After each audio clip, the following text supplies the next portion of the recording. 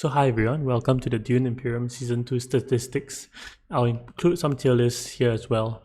So thanks for joining me, thanks for playing in this season. And here are the statistics from our favorite board game, Dune Imperium. So first of all, we'll talk about the win rates for the various leaders. After that, we'll talk about some position data on like what positions are better and what are their win rates. And then we'll talk about the win rates of leaders by position, and then we'll move into just some short notes that I have at the end about the meta. So first of all, for the Dune Season 2 win rates, right, the S tier leaders are still Tessia and Ilban. I think previously at the end of Season 1, when I talked about it, like these two, I referred to them as the gods. You know, they are really very strong, and yeah, they just win in most of the games that they're picked. Tessia has a 35% win rate and Ilban has a 32% win rate, and this is significantly higher than the next few leaders here, and they are both pretty popular, with Tessia being the fourth most popular and Ilban being the most popular. So I think Tessia's popularity falls a little bit because in the passive box there's a lot of things to read, but she's really quite good and she's not that hard to play. You just need to see someone else play it once, and after that you more or less know like how do you manage all those snooper tokens, especially since it's scripted in or at least the setting up of the snooper tokens is scripted. So I don't think it's very hard to play Tessia at all, and I expect the popularity to keep increasing. So next we have the A tier leaders. So these are all leaders which have above 25% win rate but below I think Ilban and Tessia. You can see the jump is pretty significant, like 5% win rate between them and Ilban. But all of them hover around a 27% win rate. So you have Baron, and then you have Beast, and you have Handro, all at around 27% win rate. I think this is all pretty healthy. Yeah, they are all quite strong leaders, and in the case of Tessia and Ilban not being around, they are great leaders to pick. Yeah, I think nothing unusual here. I think Baron at the start of Immortality, it wasn't picked as much. I think casually people don't like to play Baron, but I think we have, with all the statistics that we have shown that yeah, Baron is still one of the best leaders. Not like God tier in X, but yeah, still very, very strong in Immortality. Beast has fallen down a little bit to join this pack, and I think one reason he's very popular, so a lot of people play him, and for his win rate to settle at this, he's a good leader. I think I'm very impressed by how like one Spice, one Solari, and his Signet Ring allows him to be so competitive. Because if you look at it, it doesn't seem like much, but that additional Spice and Solari actually pushes him ahead in a lot of ways, and I think is what I think about when I think about balance a lot, how this one Spice and one Solari actually make so much difference. So Handro is another leader that is pretty popular. I think the TTS Discord knows what the meta is as well. I don't think anyone is clueless about it. Like the leaders that are strong is picked 1 to 5, right? So the people who are playing it a lot and the people who play the game know that these are the 5 strongest leaders, and hence their popularity as such. So next we have the B tier. In here we have Yuna, who's 22% win rate, and Ikas, Duke Arman Ikas, which are 21 or 22% win rate. So they are 8 and 9 in terms of popularity, and picked a sizable amount of times. So one thing about this, I think actually at over 20% win rate, I think is healthy. I'm quite surprised that the jump between 27 to 22 is so big. It is pretty significant, but I think if all the leaders are above 20%, I think I would be quite happy. So actually, these two leaders are relatively okay picks still. Like if the other leaders are not there and you pick these two, I think it's fine. You still have a shot to win the game, but ideally you want to pick the leaders in the S tier or A tier. So next you have the C tier. I think among them the anomaly is Memnon, which has a 22% win rate. Yeah, so Memnon and Elysia, their win rates their play rates are relatively low. So even though they have a over 20% win rate, I think if it's played more, right, their win rates will come down. Like you just have stronger players who just like these leaders who are playing it. So if when you have like general population playing it, I think the win rates will come down. I think Elysia is still playable, but it's not great compared to like S tier or A tier. I think even compared to the B tier is not good, right? But yeah, so Memnon, I think a lot of people will be surprised to see him so high in terms of win rate, but his popularity is like the lowest, so he's rarely picked, and he's only picked by a specific few players, and they do well with him. And then next we have the Atreides family. We have Paul and Leto. Paul doing a lot better than he was in X. I think that's something we have figured out, that he's a lot better than in Immortality. However, he is still not very competitive compared to like the S tier or A tier leaders. And Leto, I think people will be the most surprised to find him here. Why is some leader that a lot of people still deem strong to be falling so far behind? I think he plays very badly against the meta, which is very fast. And as more players are playing strong leaders, right, the game accelerates. And I think that there are some things that Leto does that is not fast enough at times. I think his play pattern also is one that causes a lot of new players to make mistakes. So I talked about this a lot. Like people have very diverging focus when they play Leto, and that's one reason why he's here. I'll still give him the C tier because he's picked so often, and this is his win rate. I think, yeah, this is where he should be at. Maybe he'll be at a B tier. Maybe he is playable, but well, the stats shouldn't lie, right? And finally, we have our D tier leaders, those which have like a low win rate. So like compared to like Tessia, they have like 20% less win rate. So they only have like 16% win rate. So you have Helena, Romber, and Ariana here.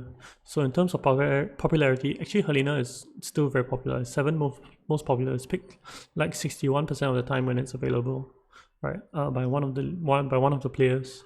Okay, and but they all do very badly. So I mean, Helena's win rate is 16.4, and you have Romber and Ariana, who even if players do like them and play them often, their win rates are not inflated. Like you expect leaders who are picked less to have a slightly inflated win rate, but these two leaders are not picked, and they are unwinning as well. So yeah, I think Romber and Ariana fall really at the bottom of this, amongst the leaders.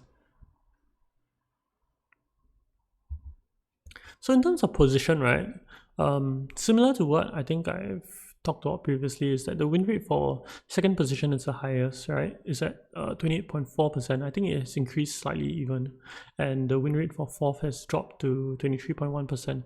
However, in terms of overall shape or overall trend, this is consistent with what I talked about in midway through season 2.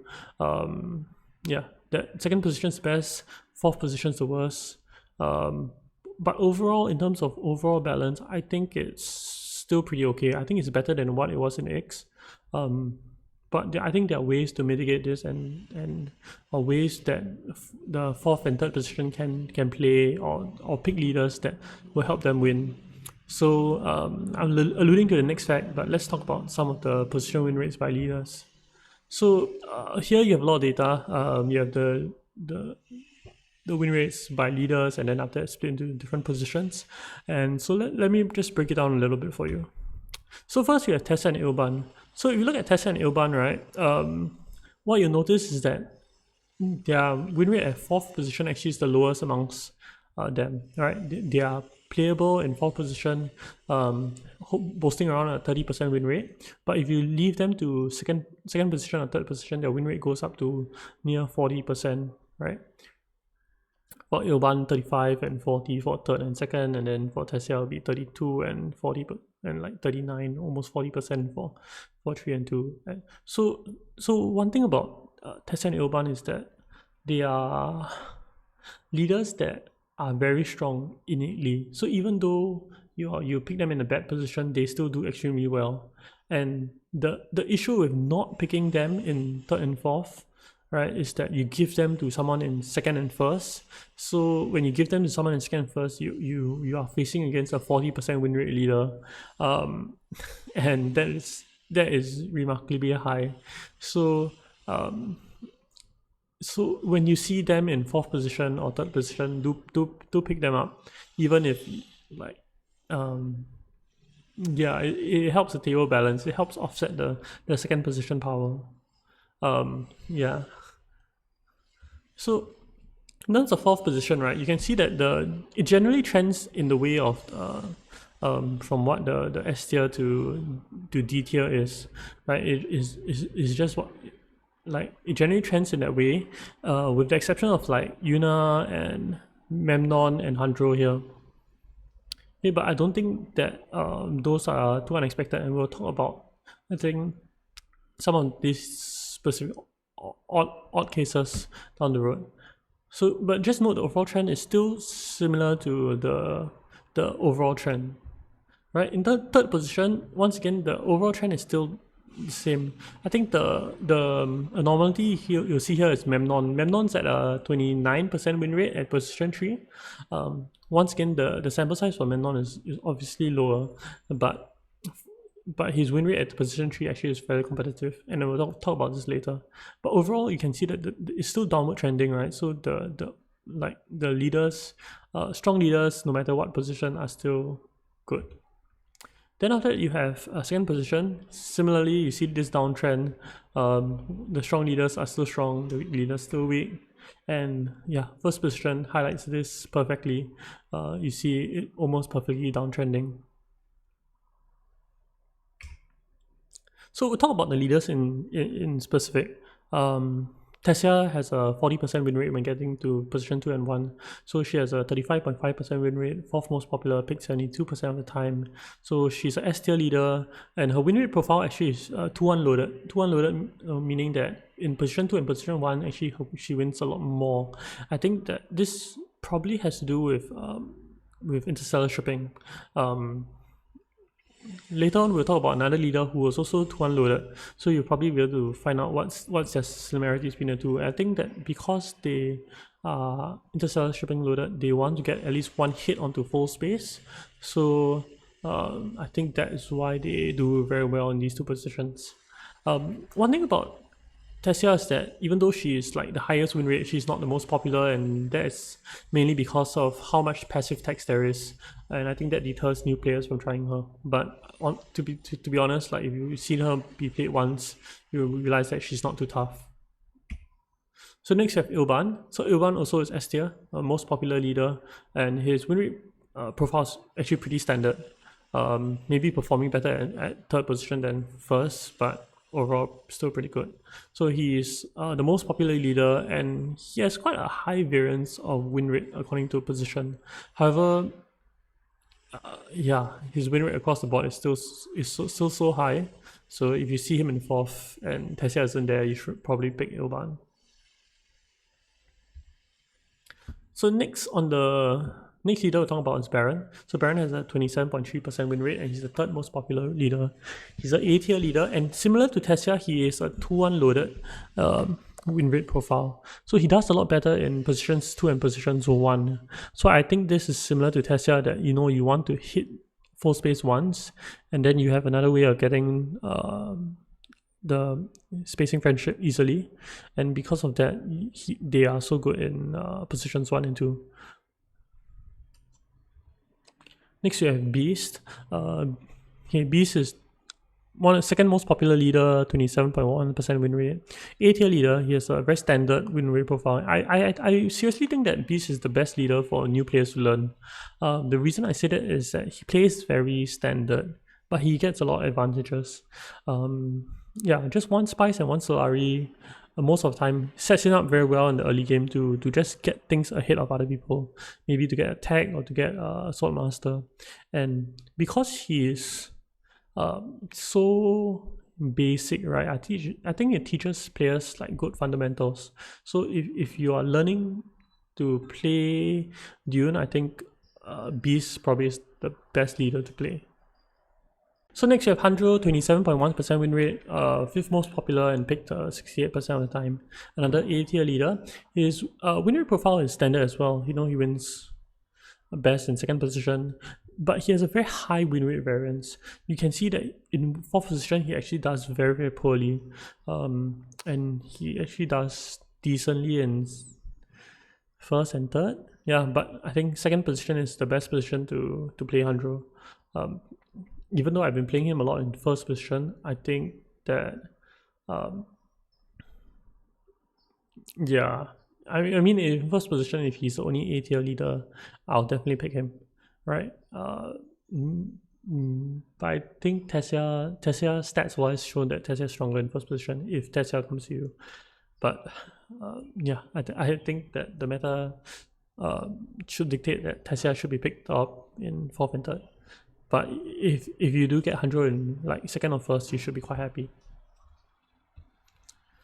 So next up we have Yuna. Yuna is a B tier leader, 22% win rate. So 9th most popular and picked 47% of the time. So another high variance leader, does very well in early positions and does very badly in late positions. And I suspect that slightly different from yeah, actually a win rate profile is actually a 1-2, so 1-2 loaded.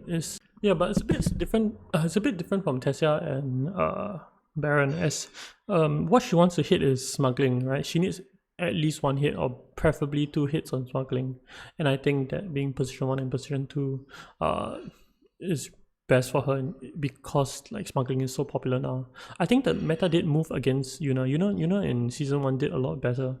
One reason why I think is that people have realized how good smuggling is, and people have been going to smuggling even more. So Yuna is not getting smuggling at any points late into the rounds of like 5 or 6. She's not getting smuggling at all.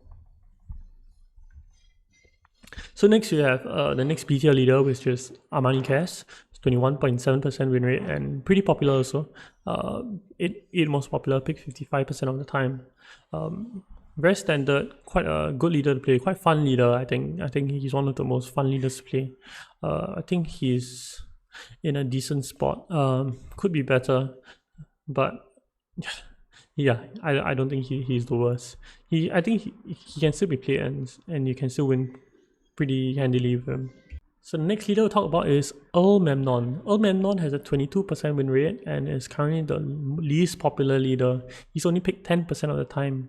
So win rate profile, he has a 3 peak. So he has a peak at 3rd position at 29% win rate at 3rd position. So why do I think this happens? I think this happens because initially I thought Memnon was good at 3rd position because he can conspire. But I'm more and more convinced that it is because he has a play pattern of going to highliner rounds 3, round 7. So you can highliner rounds 3, round 7 for 7 points, assuming that they are all VPs. And the reason you can do that is that round 3, right, you can collect spice and you'll be at 6 spice at that point of time.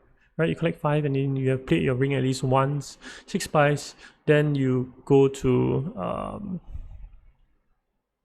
then you go highliner and you win that combat, and then you have another round of highliner round 7.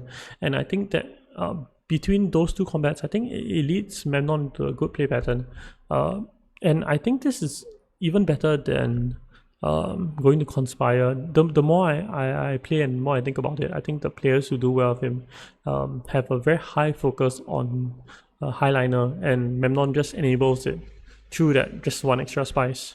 But I think conspire is also one of the big reasons why he does well in 3rd position. But I'll have to talk to Dinosaur and Heretic about it. I think they are the experts on it. But they have led to this anomaly. So he seems to be playable in these positions. Not great. I think what you must base it against, right, because he's so picked so rarely, is that good players, right, have an average win rate of like 40 to 50%.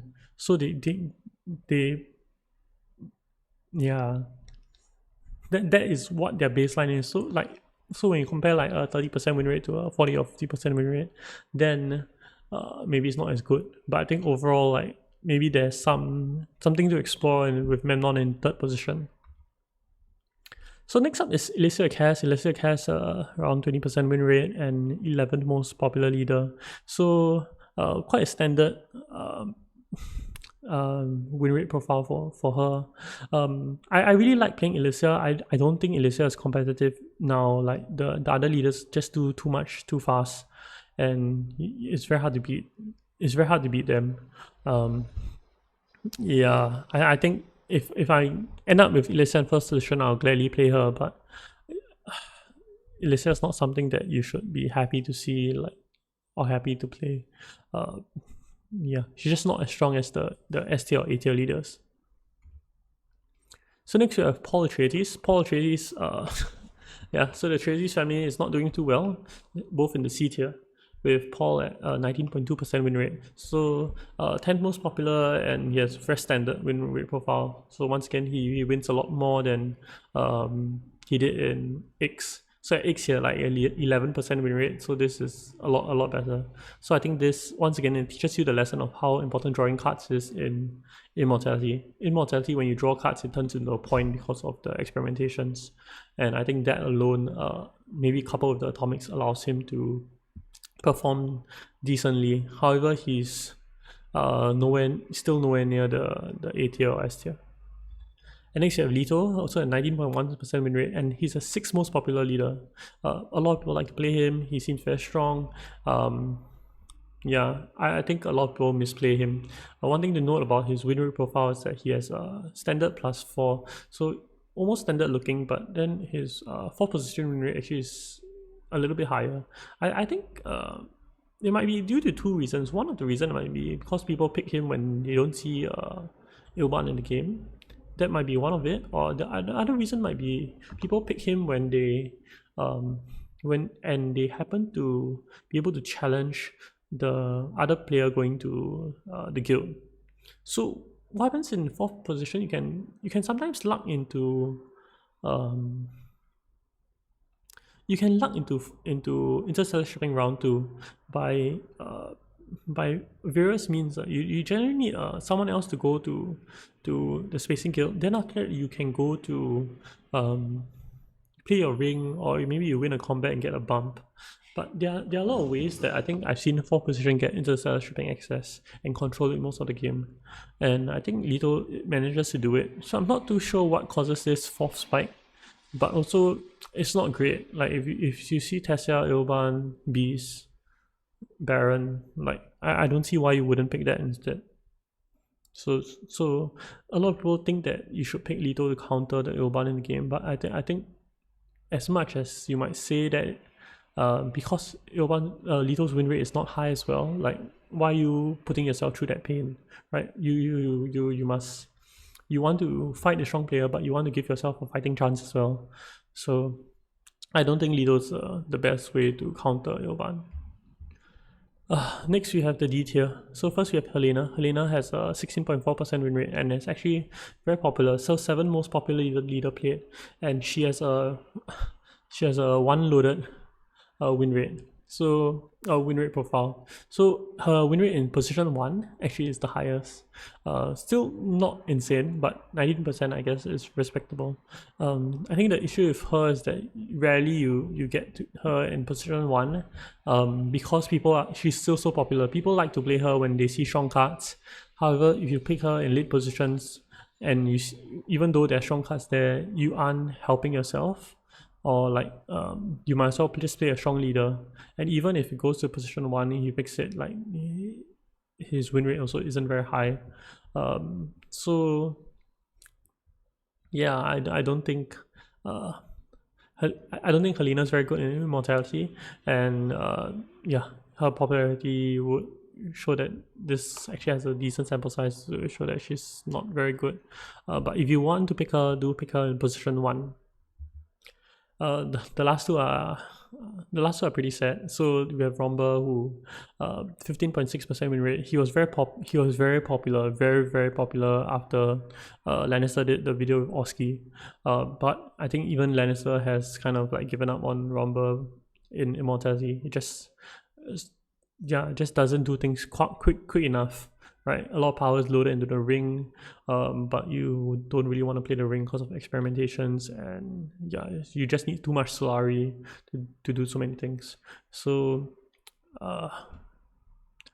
yeah, pick 16% of the time, 15% win rate. Yeah, not very good. But the worst of all is Ariana, who has a 13.4% win rate, pick 17% of the time, and I mean, she might do slightly better in second position, but honestly, second position everyone does well. Yeah. So I think coming into Immortality, a lot of people thought that she'll be good because, like, you know, your experimentations are better. But what has that has caused people to harvest spice more aggressively, right? So now I think when you go to Imperial Basin or Haga Basin, right, when it's a +1 bonus, like, it's worth harvesting already, right? Whereas previously it will build up to like +2 for Imperial and Haga. So like, you can harvest more spice and you actually get a decent amount of spice. Now for her to harvest spice, she has to fight with all these other players who want to play the experimentation. So I think that is what is killing her, and yeah, she does need a lot of help. So that's the end to the statistics, and so I'll just share some of my thoughts with regards to, I guess, Dune Imperium's meta at the moment. I did a video on like how I hate the meta, and I think it was quite a clickbaity article, but a clickbaity title, but I think it got people talking about it. So one reason I think it maybe impacted me a lot more than I think other players is that because I'm looking at the stats, but I don't really want to share them because I don't want to influence the meta too much. But because I'm looking at the stats, I know that, like, if you're on late positions and you don't pick Ilban or you don't pick Tessia, what you're doing is that you're causing, like, the player down the road, so you're causing player 3, player 2 to be able to pick these leaders in such a strong position that it is yeah, that's almost impossible to beat. I won't say that it is impossible, but you know, you have these strong leaders in good positions, it's really hard to beat them. So as such, you're at fourth position and third position, right? You're almost forced into picking Tessia and Ilban. I guess that's one of the reasons why I think I think I got a bit jaded about Immortality also or about Dune when I was playing it. I just didn't want to have to play like the strong meta leaders. Right? I wanted to just have fun. I wanted to play things like I want to play like Elysia and not feel like I had no shot in winning the game. But when you play Elysia against a Tessia, like, sometimes like the game can feel like over, or playing against a beast, or sometimes Lucky Handro, right? So the game by itself, I think it is fairly balanced. The win rates from 4th to 1st, right, I think actually will even out if people pick strong leaders in later positions. The issue is that, like, I think Tessia and Ilban are still falling to 2nd and first position. But I think if Tessia and Ilban are actually picked 3rd and 4th position, the win rate should balance out even more. That's what I think should happen.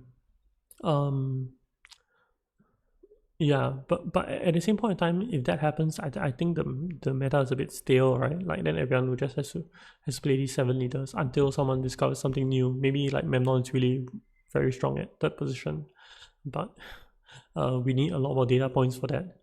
So when you're picking leaders, right, really just follow this tier list. I think it is a great guide to what leaders are good in what positions. And if you don't pick any of these 7 leaders, I think that you you are almost giving up a decent percentage points of chance to win the game. But at the end of the game, at the end of the day, it is a game. So play something that you enjoy. But if you're trying to win and trying to climb the ladder, yeah, just spam the heck out of Tessia. If you look at the if you look at the top few players, right, the top few players have so many Tessia games, so many Beast games, so many Baron and Ilban games. Right, it's really endless pages of it. So anyway, I hope you enjoyed these stats, and I hope you enjoyed playing in season 2. I think one thing I need help with is to do an end of season survey. If you haven't done it, I'll post a link inside the YouTube description. So do click it, help me do this survey. I think it'll help improve like the seasons as you go along. Congrats to Aaron for winning the season. I think he came out ahead. Thanks to GVX and for Matija also for fighting and for making the end of the season very interesting. Thanks everyone. I have a few announcement videos coming and 3 gameplay videos coming, but yeah, see how much time I have. See you around. Bye.